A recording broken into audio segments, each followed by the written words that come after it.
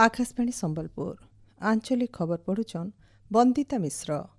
जुहार पहला मुख्य खबर। भक्तिमय परिवेश भित्रे श्रीक्षेत्र पुरी न चली महाप्रभुंकर बाहुड़ा यात्रा।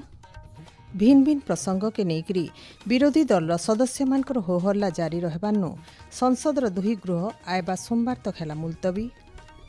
प्रश्नपत्र प्रघट मामला और परीक्षा समय थी अनियमितता अटकाबार के फास्ट ट्रैक कोर्ट स्थापना के नेकरी चिठा बिल के केंद्र कैबिनेट अनुमोदन और राज्य शिल्प और सूचना प्रजुक्ति क्षेत्र थी नुआ विप्लव शुभारंभ होइचे कहले मुख्यमंत्री। एचसीएल टेक और स्वदेशी सर्वम एआई संगे स्वाक्षरित है दुईटा बुझामणा पत्र। एथर पूरा खबर। श्रीक्षेत्र पुरी न आज बाहुड़ा यात्रा भक्ति और श्रद्धार सहित हेउछि।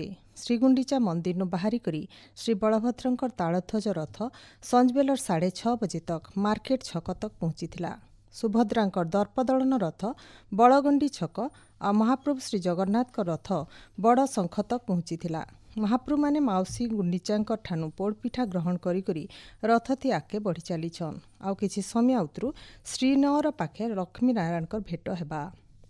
आज धारी समय अनुसार सबु नीतिकांति होइथिला। दिनर 2:30 बजे तक चतुर्धा मूर्तिंकर पहंडी सरीथिला। तार उतरू रथ उपर के मदन मोहन और रामकृष्ण विजय करिथिले।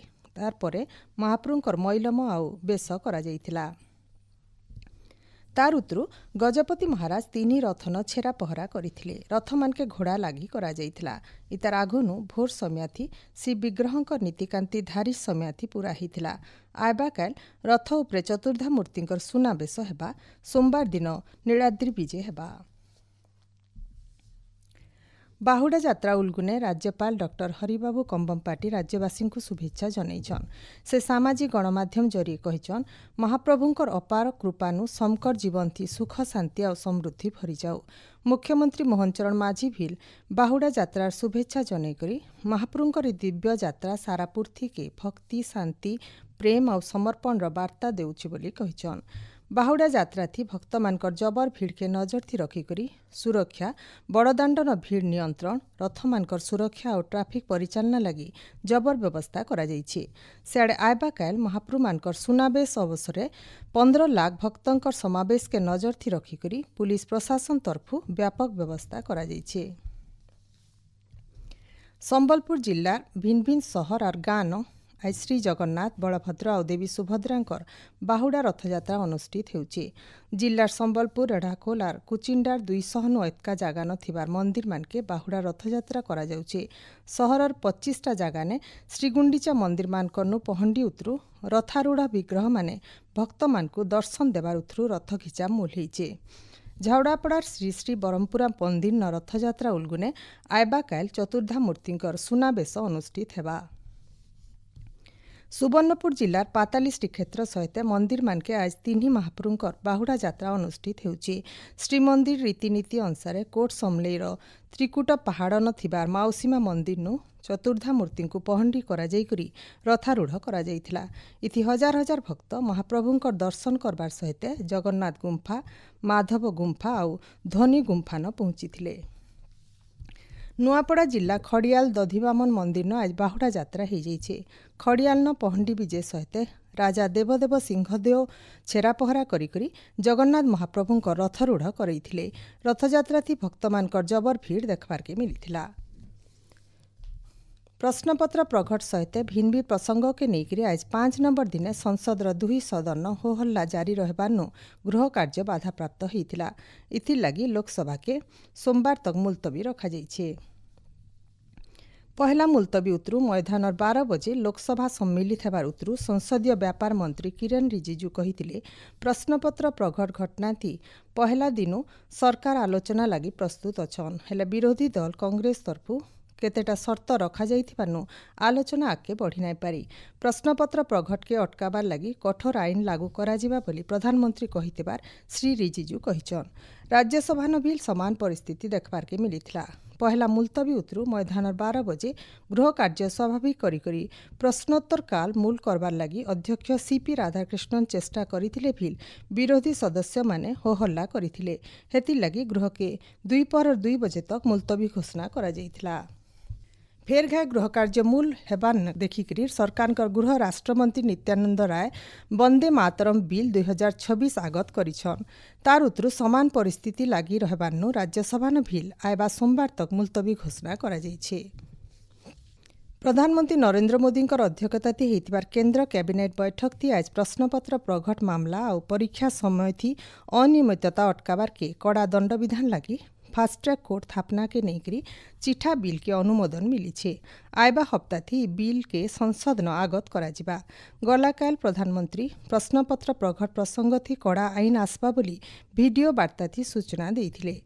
कैबिनेट अलगा निष्पत्ति बाबदे केन्द्र सूचना और प्रसारण मंत्री अश्विनी वैष्णव कहिछन देशे 3टा रासायनिक पार्क प्रतिष्ठा लगी भारत औद्योगिक विकास योजना रसायन भव्य रसायन योजना के अनुमोदन मिली। ई योजना लगी मोट 3030 कोटी टंका व्यय बराद करा जाइछे। ई योजना 2026-27 नु 2030-31 आर्थिक वर्ष तक कार्यकारी हेबा बोली श्री वैष्णव कहिछन। आपण माने खबर सुनुचन आकाशवाणी संबलपुर केन्द्रनु। राज्य शिल्प और सूचना प्रजुक्ति क्षेत्रति नुआ विप्लवर शुभारंभ होइछि बोली मुख्यमंत्री मोहन चरण माझी कहिछन। भुवनेश्वर लोकसेवा भवन आज एचसीएल टेक और स्वदेशी सर्वम एआई संगे 2टा बुझामणा पत्र स्वाक्षरित होइछि।